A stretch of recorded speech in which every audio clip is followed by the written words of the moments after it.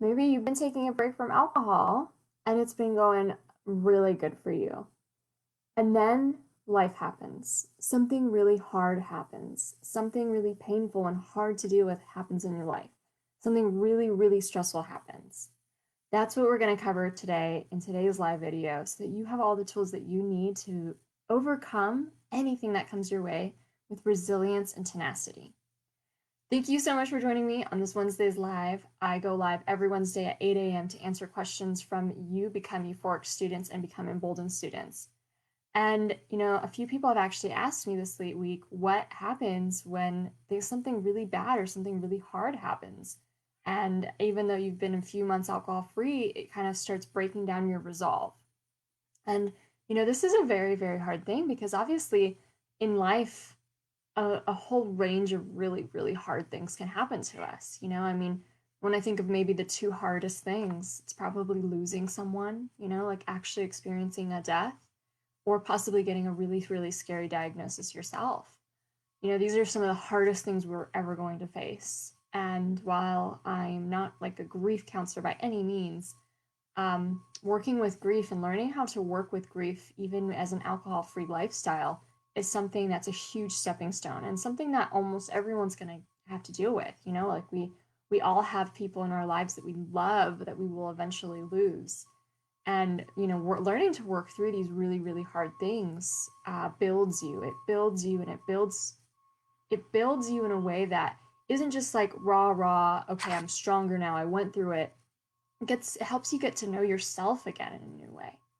I want to share that a few months ago, my grandma passed away, and she raised me. Like she was my mom. She was there for me every single day when I was a child up until forever. I mean, my parents worked. She was the one that was there with me. I have the fondest memories of her, cuddling and her rubbing my back and going to the playground together. And she's just always been such a light in my life, and she's been such a strong woman in my life that I've looked up to. And thankfully, when I did lose my grandma, she did die of old age. It was not the most tragic way to go, and yet I still had to deal with this intense mountain of grief ahead of me. And something that was so different about this time that I lost someone versus any other time in my life is I knew it was going to be a process, and I knew that I could make more interesting connections with both her and me through it. There was a part of me that was hungry to rediscover what I could learn from her, to rediscover what she was going to teach me from beyond, to discover what I would be able to discover about myself as I went through the process. And when say something like that happens, a death in the family, and obviously there's other hard things that can happen, but I think that would be the hardest, right? Is grappling with grief. um there's this tendency to want to just numb out. It's like the emotions are so intense. Not only are we terrified and so sad of losing someone in that moment and the sadness of not having them in our lives anymore, but we're also struck with this incredible fear of our own mortality. We're reminded once again that death is real and that we lose people and that we will one day not be here anymore. It's incredibly um spiritual in a way, but it can also invoke the dark night of the soul, as some spiritual teachers call it. And our initial reaction could be, I can't feel this way. I need to numb this. This is too hard. I can't experience these feelings. It's just too overwhelming, right?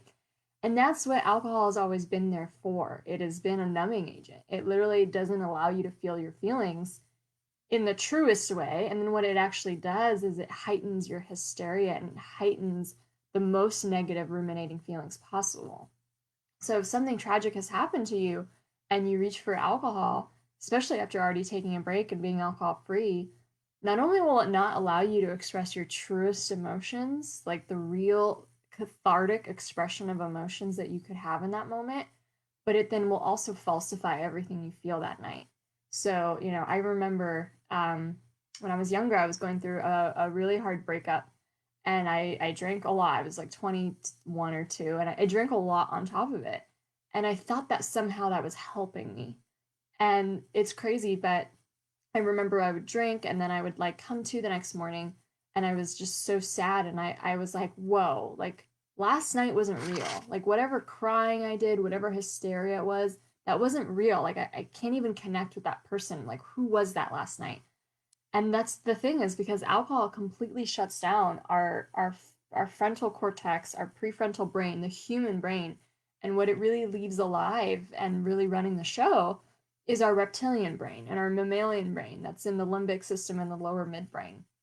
So we are literally reacting to hard situations when we're drinking as a lesser version of us, as like a more animalistic version of us that doesn't have a critical thinking, that doesn't have the sense of intuition, that doesn't have all these things and beautiful support networks of our brain. It's super reactive. It's super, super reactive. And it's drawn by hysteria. It's drawn by angry emotions. It's drawn by pain and sadness. And it's not real. So that's the thing is like when we reach for a drink, when something's really hard, we actually are giving ourselves even worse emotions than had we just experienced our true emotions for what they are because we're now shutting down most of our brain that governs, the true expression of emotions and only releasing the most like primal fear possible. That's not even, like we've evolved so much further than that over the hundreds of thousands of years. It's not even real. It's just pure hysteria, pure negativity, pure fear, pure, like things that aren't you. And so, like, that's what happens when you drink over a hard thing. Not only do you numb the expression of your true emotions, but you let out the worst emotions possible that aren't real and that are driven by this animalistic reptilian brain. And so, as you go through that, you wake up the next day and you feel incredible shame, or you feel incredible pain, or you feel incredible guilt. And so, not only are you dealing with whatever hard things happen to you, but now you have this guilt of drinking over it, especially if you've been taking a break from alcohol and you've been doing really well. Now you're like, you feel like really sad and low and depressed that you're back at this stage again. So it all culminates into this like if we look for a drink to help us numb with hard things, we've actually created like 5 mini tornadoes of even more hard things that we then have to deal with, right? Drinking makes everything harder. Drinking heightens the most like primal negative emotions that we possibly can have. And then it leaves us in a storm of negativity and guilt and shame. I always like to point this out though, but drinking actually releases this I don't know if it's a stress hormone exactly, but it's called dynorphin. And dynorphin is a chemical in our brain that is released and it makes us feel really low and sad. And in fact, it's actually been proven that people who are suicidal and commit suicide had high levels of dynorphin in their brain before committing suicide.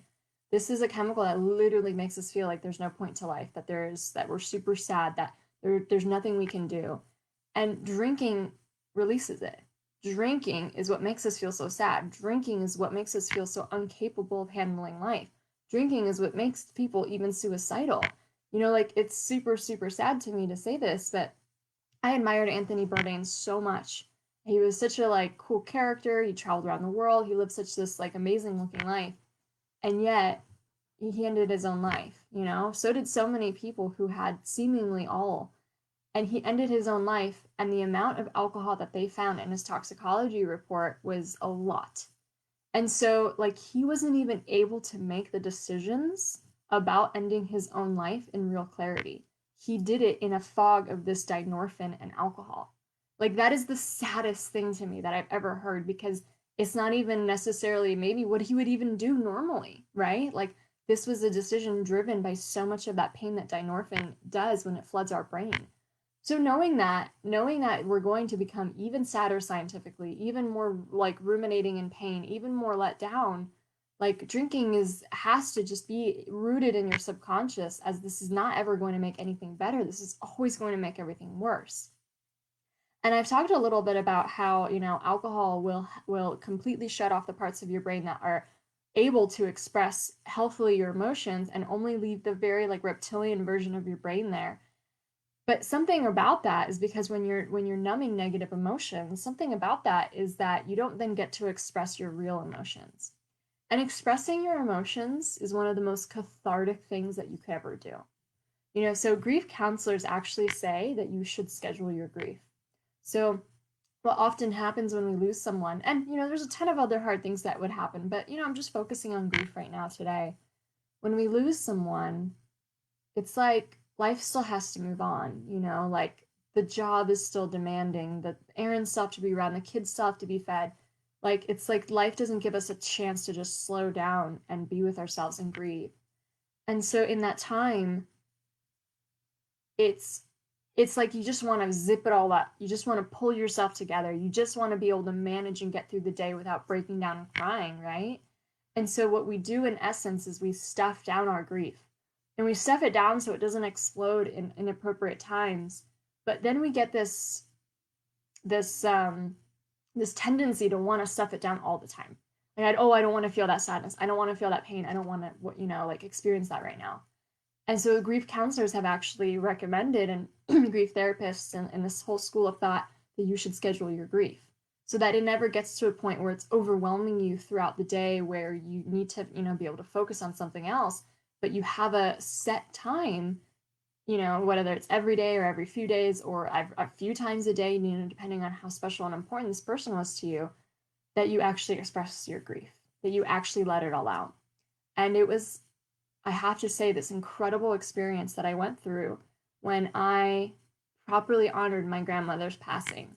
Not only did I properly honor it the day that it happened, I properly honored it in multiple, multiple, multiple, multiple sessions after that. It's like I had sessions to honor her grief, and they were very, very cathartic. I would sit there and play her favorite music. I would look at pictures of her. I would write letters to her and talk to her. I would just really feel connected with her, from beyond. And I would cry so hard. I would cry so freaking hard, when this was all happening. And I still, my last grief session with her wasn't that long ago. I'm still processing this death. And every single time, after like exploding these like tears and really feeling connected with her and really bringing out the deepest parts of my love for her, I felt better afterwards. Each grief session made me feel cathartic afterwards. Most times we drink out of pain because we want to shove the pain down. We don't recognize how much more pain we're actually creating. And we also don't recognize that we are very resilient beings, and feeling our pain is the ticket to releasing it. Like if you're always shoving your pain down and you're always shoving it down, there's this analogy that the late Debbie Ford used to say. It's like you're treading water and you're constantly trying to shove these beach balls down into the water. And maybe in your 20s and your 30s you could do it. You have the energy, but eventually you get too tired. And instead of always trying to shove these beach balls down, what if we just let them go? What if we just let them come to surface? And then because we let them come to surface in an honorary way, we could let them go. It's cathartic. It really is. And here today I'm talking about like grief, but another hard thing could be, there's so much other stuff that happens, right? There's stressful things that happen in our lives. There's the fear of losing a job. There's all this stuff. And if it's not like the worst of the worst, if someone's not dying, if someone's not sick, if someone's not like literally losing their life, isn't everything else like really something that can be handled? And what if everything else that is hard is actually happening for you, not to you? What if the hard things, like what if, for example, you're scared that you're going to lose your job, your company's having a lot of layoffs? What if that's not happening to you as some bad thing that's going to happen to you? What if that is a gift? What if that you losing your job is actually the best thing that could ever happen to you?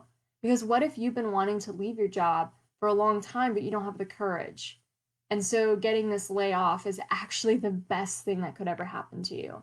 And you don't realize it then, of course. All of a sudden, we're still filled with all the doubt and the fear and how am I going to pay my bills? How am I going to live? But if we start thinking that life is happening for us and not to us, it's incredible how we can shift our perspective. Because if life is happening for us, then even the hardest things are gifts. Even the hardest things teach us something about ourselves. Even the hardest things give us an opportunity to practice more self-love and to practice more resilience. Even the hardest things give us an opportunity to know how to overcome them.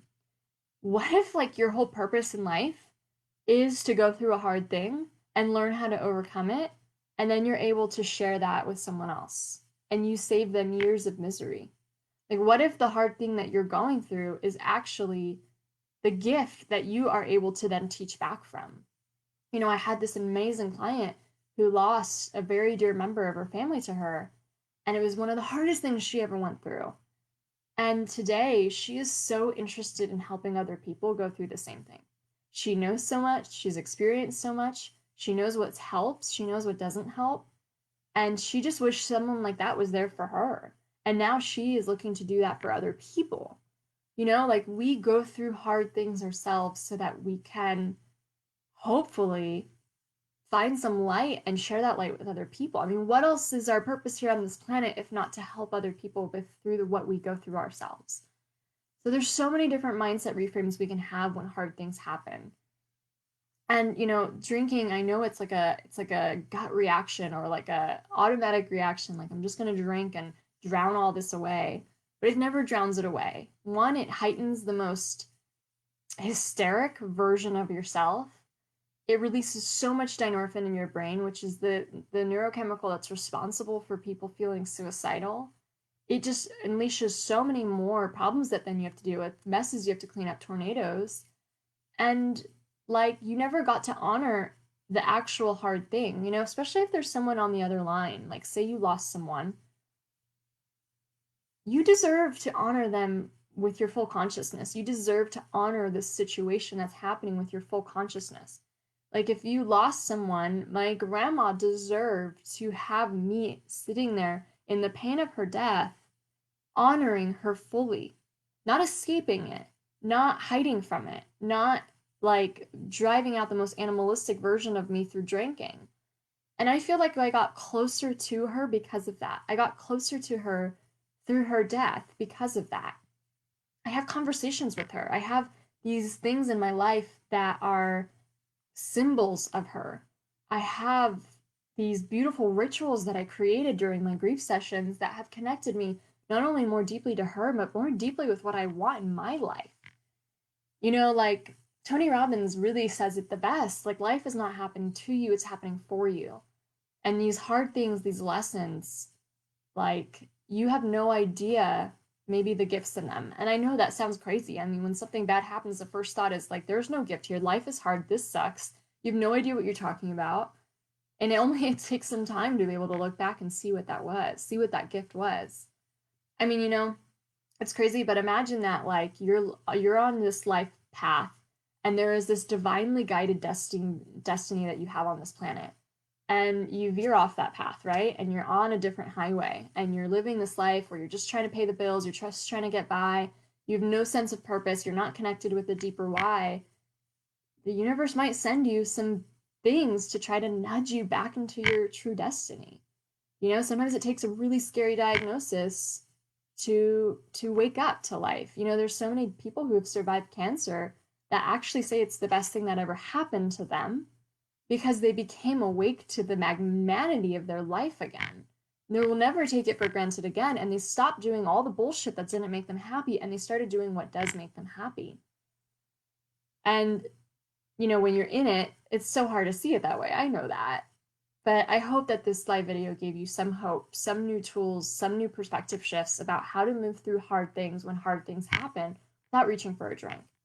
Reaching for a drink is literally going to be, I mean, I don't want to throw out more guilt and shame there, but you know, from just a scientific level, it's just going to pump out so many more negative stress hormones into your body. It's going to pump out the most suicidal neurochemical we have called dynorphin. It's going to make you feel so low and bad. And it's going to create little tornadoes like in your life. Like being able to sit through something that's hard and actually give it your full consciousness and actually learn through it and be there and express your emotions and cry the hell out of it, like those things are cathartic and those things build your strength, and those things, they give you like a gift that's so hard to describe. I'm looking right now at this stone that is my grandmother's stone. It's this huge amethyst that I have on my bookshelf.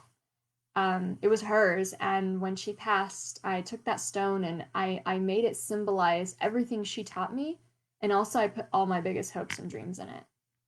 And I've grown so much through losing her. I have grown so much through honoring her properly and getting to know myself in a new way. And maybe everything hard thing that happens to you is the gift to get to know yourself in a new way too. A gift to know what you truly want in this life and how you're supposed to serve in this world. What your real destiny and calling is. Because it's not just to wake up and pay the bills and get by and drink to manage it all. Like, that's not your destiny. I promise you. I promise you there's something bigger. And sometimes these hard things happen to us to just to wake us up from sleepwalking in our own lives. And being able to see it that way just changes your perspective just a little bit, just gives you some nugget of hope. And so I hope some of these things were helpful. And no matter what hard thing you're dealing with, like, I believe in you so much. I'm rooting for you. Life is a gift. Everything is a gift. Grace, there's so much grace in this world. And even the most challenging things can teach you so much and be a gift eventually if you're willing to use them to help other people. So I hope that was helpful. I can't wait to see you next week, next Wednesday at live, 8 a.m. I'll see you then.